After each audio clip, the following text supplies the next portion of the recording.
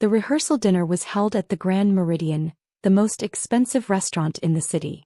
Crystal chandeliers cast golden light across tables draped in imported Italian linen. My sister Vanessa had spared no expense. Literally no expense considering she'd used my credit cards to pay for everything.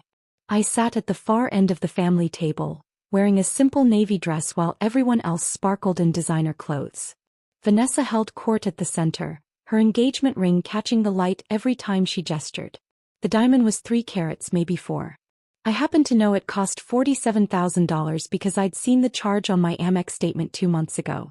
"This salmon is absolutely divine," my mother gushed, dabbing her lips with a napkin. "Vanessa, darling, you have such impeccable taste."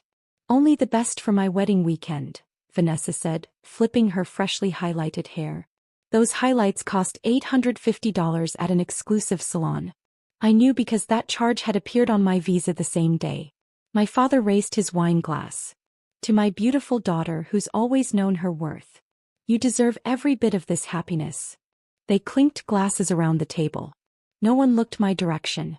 My younger brother Marcus finally acknowledged my presence. "Sarah, you're being awfully quiet tonight. Cat got your tongue." "Just enjoying the food," I said calmly, cutting into my chicken. The rehearsal dinner cost $18,000 for 60 guests. The charge had hit my MasterCard 3 days ago. "Of course she's quiet," Vanessa said, laughing. "What could she possibly contribute to a conversation about luxury weddings? She works some boring government job and lives in that sad little apartment." My mother nodded sympathetically. "Sarah, honey, we keep telling you, you need to put yourself out there more. Look at your sister. She's marrying an investment banker. Meanwhile, you're 32 and still single." "My career keeps me busy," I said. "Career?" Vanessa snorted. "You're a bank examiner or something equally dull." "How thrilling." She turned to her fiancé Brett, who sat beside her looking smug in a custom suit. "Brett makes more in bonuses than Sarah probably makes all year." Brett smirked. "Banking is where the real money is. Retail banking examination must be quaint." "Something like that," I said, taking a sip of water. The truth was, I worked for the Federal Reserve as a senior banking investigator, specializing in financial crimes and fraud. But I'd learned long ago that my family wasn't interested in the truth about my life. They'd decided I was the boring, unsuccessful sister and nothing I said would change their minds. My Aunt Linda leaned across the table. "Sarah, dear, you really should let Vanessa help you with your wardrobe. That dress looks like something from a discount store." "It's comfortable," I said. "Comfortable," Vanessa repeated mockingly. "That's Sarah's entire life philosophy. Comfortable apartment, comfortable job, comfortable clothes. Meanwhile, some of us actually have ambition." The table laughed. I noticed my cousin Rachel recording on her phone, probably for Instagram. She'd been documenting every moment of Vanessa's wedding journey for her 50,000 followers. "Speaking of ambition," my father said, "Brett, tell us more about this deal you're closing." Brett launched into a detailed story about a merger he was facilitating. I listened carefully, noting several details that sounded questionable from a regulatory standpoint, but I remained silent. Around me, my family hung on his every word, impressed by his financial acumen. "That's the kind of go-getter attitude that builds wealth," my father said approvingly. "Not like these government workers who just coast along with their pension plans." "Dad makes a good point," Marcus added. "Sarah, when are you going to get a real job? Something in the private sector where you can actually make money?" "I'm satisfied with my position," I said. Vanessa leaned forward, her eyes glittering with malice. "You know what, everyone? I have a confession to make." She paused dramatically, making sure all attention was on her. "I've been using Sarah's credit cards for wedding expenses." The table went silent. Then my mother laughed nervously. "Vanessa, don't joke about things like that." "I'm not joking," Vanessa said, grinning. "Remember 6 months ago when Sarah gave me her wallet to hold while she used the restroom at that restaurant? I took photos of all her credit cards. Numbers, security codes, everything." My blood ran cold, but I kept my expression neutral. "You're kidding," Aunt Linda said, though she was smiling. "Completely serious," Vanessa continued. "I've charged almost everything to her cards. The dress, the flowers, the venue deposit, the catering, all on Sarah's credit." Brett looked uncomfortable for the first time that evening. Babe, that's actually hilarious. Vanessa interrupted. I know, right? And the best part is, what can she do about it? We're family. She's not going to press charges against her own sister for her dream wedding. My father frowned slightly. Vanessa, that does seem a bit much. Oh please, Dad, Vanessa said dismissively. Sarah makes decent money and never spends it on anything. She's been hoarding it in her boring savings account. I'm just putting it to better use. Think of it as her wedding gift to me. How much are we talking about? Marcus asked, clearly entertained. Vanessa pulled out her phone and started scrolling. Let's see. The dress was $12,000, alterations another $2,000. Flowers are $8,500. The venue deposit was $25,000. Catering is $45,000 for 200 guests. The honeymoon to Bora Bora is $18,000. Photography and videography package is $15,000. The rehearsal dinner tonight is $18,000. Entertainment is $12,000. Invitations were $3,000. She kept listing items, each more expensive than the last. My mother's eyes widened. That's over $150,000. $167,430 to be exact, Vanessa said proudly. And that's not counting the smaller things. Hair, makeup, the bridal party gifts, the decorations. I'd say we're probably closer to $190,000 total. The table sat in stunned silence. Vanessa, Brett said quietly, you told me your parents were paying for the wedding. They're paying for some of it, Vanessa said with a wave of her hand. But Sarah's covering the bulk. Whether she knows it or not. I carefully set down my fork. So you're admitting to credit card fraud? Vanessa laughed. Fraud? We're sisters. You can afford it. Stop being so dramatic. Actually, I said calmly, using someone else's credit card information without permission, regardless of relationship, constitutes identity theft and credit card fraud under federal law. It's a felony. Oh, here we go, Vanessa rolled her eyes. The boring bank examiner trying to sound important. What are you going to do, Sarah? Report me? Ruin my wedding? Make Mom and Dad hate you even more than they already do? My mother reached over and patted Vanessa's hand. Sarah, honey, I know this is unconventional, but Vanessa's right, you're not going to press charges. Just think of it as helping your sister. Family helps family. I helped pay for Marcus's car when he needed it, my father added. We all chip in for each other. You asked me before taking $5,000 for Marcus's car, I pointed out. And I said yes. This is different. Is it though? Vanessa challenged. You would have said no if I asked. You're selfish like that. You'd rather hoard your money than see your sister happy. So I just bypassed the part where you say no. Rachel was definitely recording now, her phone aimed directly at me. This is incredible content, she whispered to my cousin James. So what? Marcus said. You going to call the cops on your own sister at her wedding weekend? That would make you the villain in this family forever. I looked around the table. Every face showed the same expectation, that I would back down except this, let Vanessa have her dream wedding at my expense. They'd already decided I was the lesser daughter, the boring sister. In their minds, my money was expendable, my feelings irrelevant. Just to be clear, I said slowly, you're admitting that you deliberately stole my credit card information and used it to make unauthorized charges totaling approximately $190,000? Oh my God, yes, Vanessa said with exasperation. What are you going to do about it? To me? I don't have the money to pay you back. Brett and I are using all our savings for the down payment on our house. So even if you took me to court, which would make you a terrible sister and a terrible person, you'd get nothing. She's got a point, my father said. Sarah, just let it go. The money's already spent. Vanessa's wedding is tomorrow. Don't ruin her special day over money. It's not about the money, I said quietly. It's about the principle. The principle? My mother scoffed. The principle is that family supports family. Clearly you don't understand that. I pulled out my phone. Who are you texting? Vanessa demanded. You better not be starting drama in the family group chat. I'm not texting anyone, I said, opening my secure work app. I'm filing an official report. The table erupted in laughter. A report with who? Marcus guffawed. The Better Business Bureau? Oh, I'm sure they'll get right on it. I typed quickly, entering the case details, suspect information and evidence summary. My credentials auto-populated at the top of the form. Senior Special Agent, Federal Reserve Criminal Investigation Division. Sarah works for the Federal Reserve, Brett said dismissively to the table. They examine banks, make sure they're following regulations. They don't investigate individual crimes. The Federal Reserve has multiple divisions, I said calmly, still typing.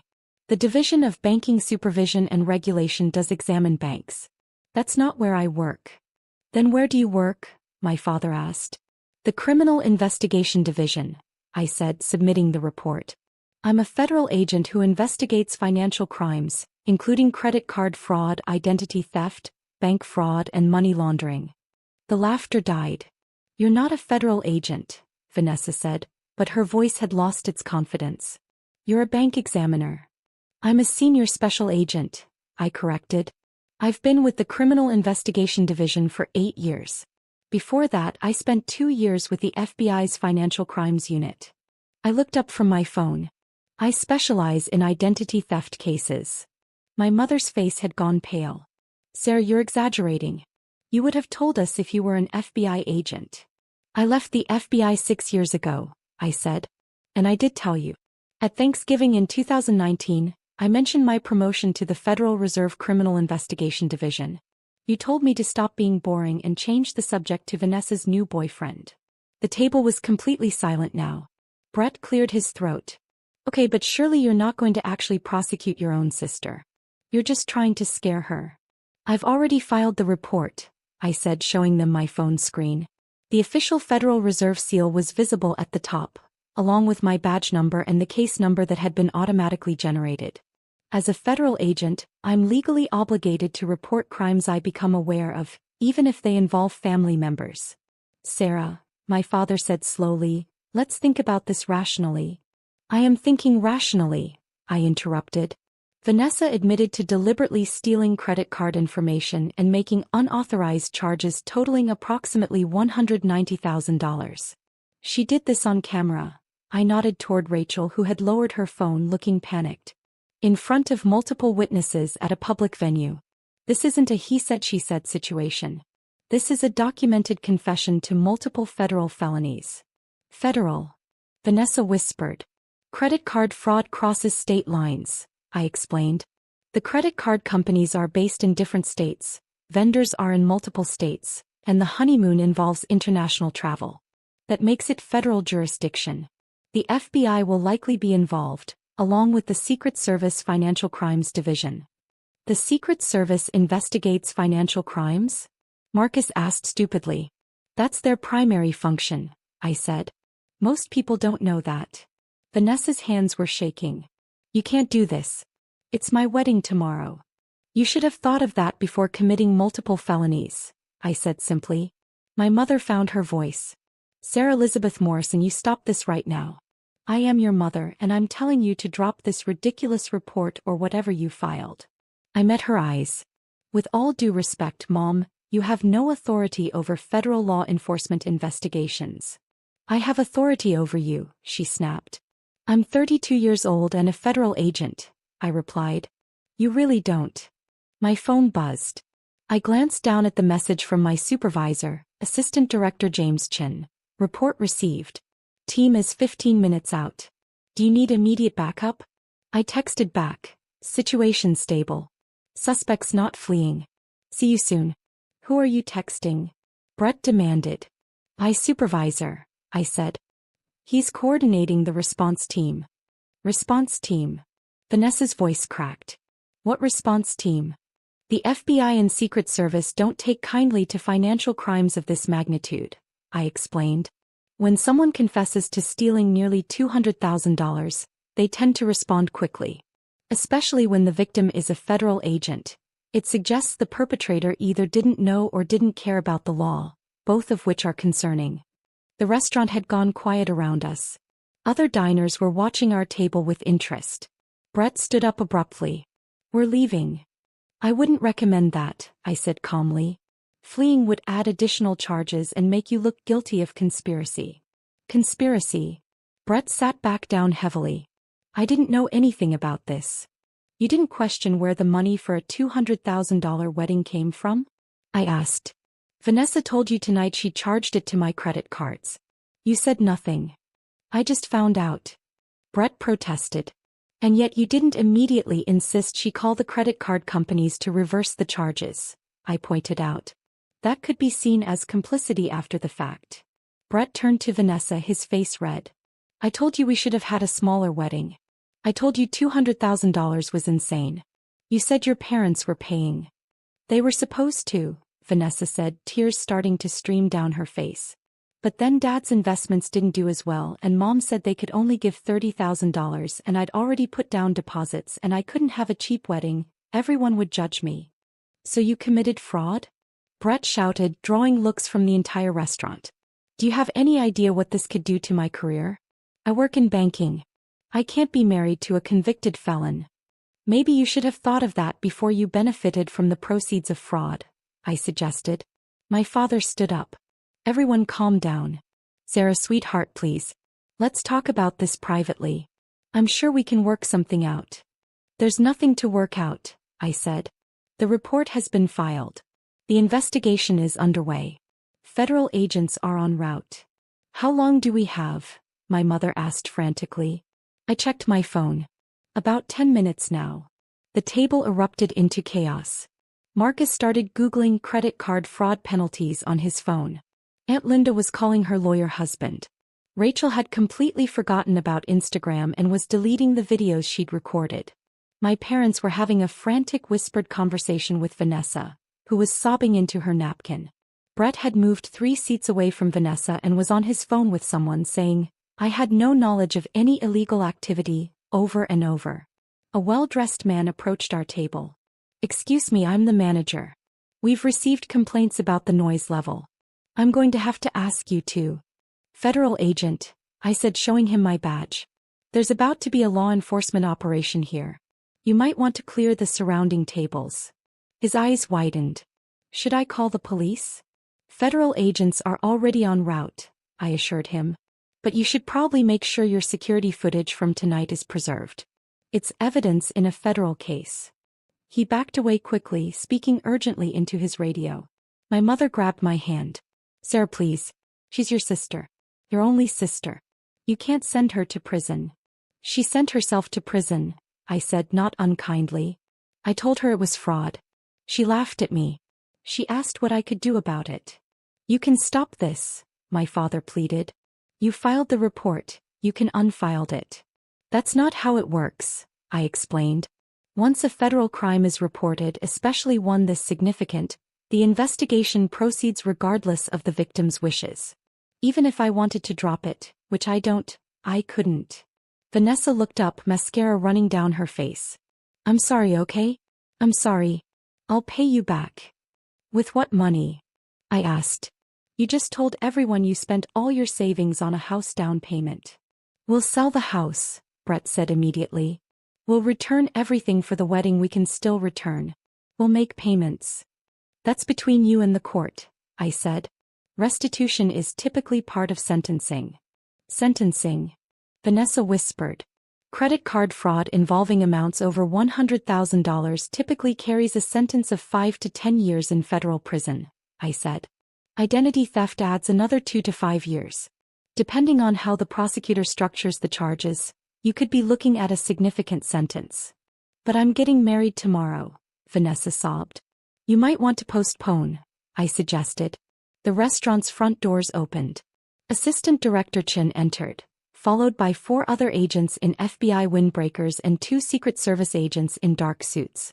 The restaurant went completely silent as they approached our table. Agent Morrison, A.D. Chin said formally. We received your report. I stood. Sir. This is the suspect, Vanessa Morrison. I gestured to my sister, who had gone white as a sheet. She confessed to identity theft and credit card fraud in front of multiple witnesses approximately 20 minutes ago. Is the confession recorded? Asked one of the FBI agents. Rachel silently held up her phone.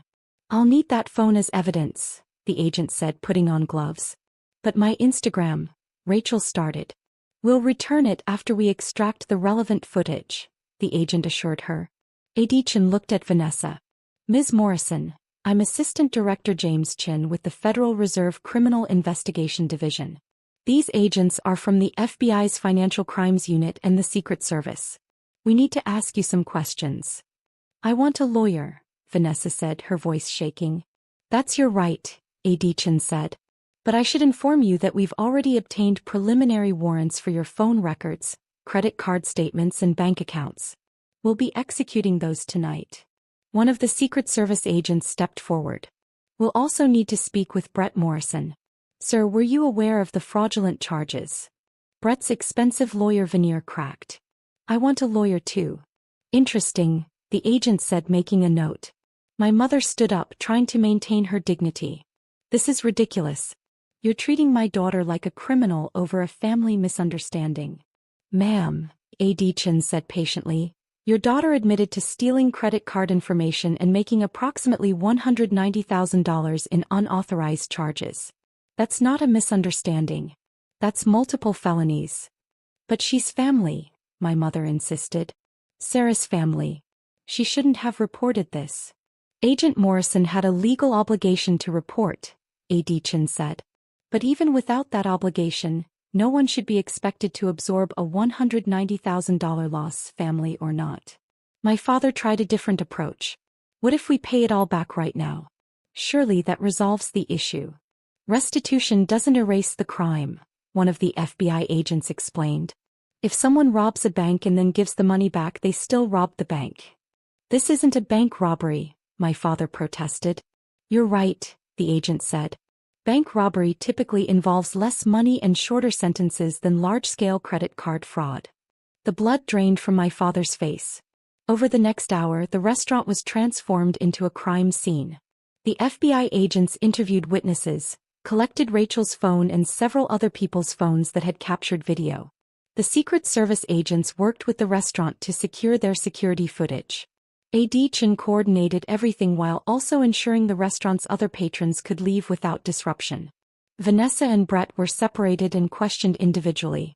I could see Vanessa crying in the restaurant's private dining room while an FBI agent took her statement. Brett sat at the bar looking shell-shocked, answering another agent's questions in a monotone. My parents tried multiple times to convince me to fix this, but I remained firm. Marcus had disappeared shortly after the agents arrived, probably realizing his mocking comments about my boring government job had aged poorly. Aunt Linda and the other relatives who'd laughed at me earlier now couldn't meet my eyes. Around 10 p.m. Chin approached me. We have enough to proceed. We'll be arresting Ms. Morrison tonight. Tonight? My mother gasped, having overheard. But the wedding is tomorrow. The wedding is the least of her concerns, Chin said. Given the amount involved and the fact that she used the funds for luxury expenses rather than necessities, the judge will likely set a significant bail. How significant? My father asked weakly. For a $190,000 fraud case? Probably $500,000 to $1 million, Chin estimated. Will you be able to post that? My parents looked at each other in horror. They just told everyone they could only contribute $30,000 to the wedding because of poor investments. Bail bondsmen would require 10% cash, one of the FBI agents added helpfully. So $50,000 to $100,000, plus collateral for the rest. My father sat down heavily. We don't have that. Then your daughter will remain in federal custody until trial, Chin said simply. Trial? My mother whispered. When would that be? Federal cases typically take 6 months to a year, the FBI agent said. Depending on the docket. She'll be in jail for a year? My mother looked like she might faint. If she can't make bail, yes, the agent confirmed. Brett suddenly appeared at my elbow. This is your fault, he hissed. You could have stopped this. You're destroying her life over money. Chin stepped between us. Sir, I suggest you step back and calm down. She's a vindictive bitch, Brett continued, his voice rising. What kind of person sends their own sister to jail? The kind who has $190,000 stolen from them, I said calmly. What kind of person benefits from stolen money and then blames the victim? I'm canceling the wedding, Brett announced. I'm not marrying a criminal. This is over. He stormed out of the restaurant, leaving Vanessa sobbing even harder in the private dining room. My mother pointed a shaking finger at me. Look what you've done. You've ruined her wedding, her engagement, her life. All because you're jealous that she's prettier and more successful than you. More successful? I repeated. She committed fraud because she couldn't afford her own wedding. I'm a federal agent with a career I've worked a decade to build. But your mom. She's more successful. My mother's face crumpled. How can you be so cold? She's your sister. She's a thief, I corrected. If a stranger had done this to me, you'd be demanding their arrest. The only difference is we share DNA. At 10:47 p.m., Vanessa was formally arrested. The FBI agent read her Miranda rights while she sobbed. My mother tried to hug her, but the agents needed to process her. My father stood frozen, looking 10 years older than he had at the start of dinner. As they led Vanessa out in handcuffs, she looked at me. I hate you, she said, her voice hoarse from crying. I will hate you for the rest of my life. Okay, I said simply. The restaurant finally emptied around midnight. The manager approached me apologetically. Agent Morrison, there's the matter of the bill. The rehearsal dinner bill? I asked. Yes. It's $18,000. I pulled out the same credit card Vanessa had used to charge it. Add 20% gratuity. The servers dealt with a lot tonight. He looked relieved. Thank you. And for what it's worth, I think you did the right thing. Thanks, I said. Adichin drove me home. That was a hell of a way to spend a Friday night, he said as we pulled up to my building. Sorry you had to deploy the whole team, I said. Don't be sorry, he said firmly. Morrison, you're one of our best agents precisely because you don't make exceptions. The law applies equally to everyone. That's the whole point. My family doesn't see it that way, I said quietly. Your family stole $190,000 from you and expected you to smile about it, he said. Their opinion on your choices isn't really relevant. I nodded slowly. He was right, but it still hurt. Take the weekend, Adichin said. You're officially off duty. If you need anything, call me. I thanked him and went up to my apartment. The same apartment my family had mocked earlier that evening. My sad little apartment with its view of the city, hardwood floors and dedicated home office. I'd bought it outright 3 years ago with my savings, the same savings Vanessa thought I'd been hoarding. My phone buzzed constantly with messages from relatives. I ignored all of them except one from my cousin Zoe, who'd been traveling for work and missed the drama. Zoe, Rachel just called me. What the hell happened? I gave her the abbreviated version. Zoe, so Vanessa stole $200,000 from you, bragged about it, and you had her arrested? Me, essentially, yes. Zoe, good. I never liked her anyway. She threw wine on my dress at your dad's birthday party and blamed it on me. Me, I remember that. Zoe, your parents are going to lose their minds. Me, already have. Zoe, need me to fly back for moral support? Me, I'm okay. But thanks. Saturday morning, I woke to 47 missed calls and 130 text messages. Most were from family members alternating between begging me to drop the charges, impossible, and calling me heartless, possible. But there were also messages from people I hadn't heard from in years. Childhood friends, old colleagues, distant relatives. Apparently the story had spread fast. High school friend, heard what happened. Always knew Vanessa was toxic. Good for you for standing up for yourself. Former FBI colleague. Chin told me what went down. Well handled. Want to get coffee next week? Dad's brother, who my parents hated, your dad called me for bail money. Told him hell no. Proud of you, kid. The story hit local news by Saturday afternoon. Federal agent's sister arrested for $200,000 credit card fraud. The details were vague due to the ongoing investigation, but the basics were there. By Sunday it had gone viral. Apparently, Rachel's Instagram followers had screenshots of her deleted videos, and someone had leaked them. The internet's reaction was swift and brutal. Imagine being dumb enough to confess to federal crimes on camera. She asked, "What are you going to do about it?" to a federal agent's skull. The schadenfreude is strong with this one. Family is family until they steal $200,000 from you. Monday morning I returned to work. My colleagues had left a cake in the break room. Congratulations on your sister's arrest. You guys are terrible, I said, laughing despite myself. We're federal agents, my partner, Detective Williams, said. Dark humor is mandatory. Adichin called me into his office. The U.S. Attorney's Office wants to prosecute this aggressively. They're talking about making it an example case. Why? I asked. Credit card fraud is becoming epidemic, he explained. Having a case where someone openly confessed thinking they were immune because of family relationships. It's a good opportunity to send a message that no one is above the law. What kind of sentence are they pursuing? 8 to 12 years probably, he said.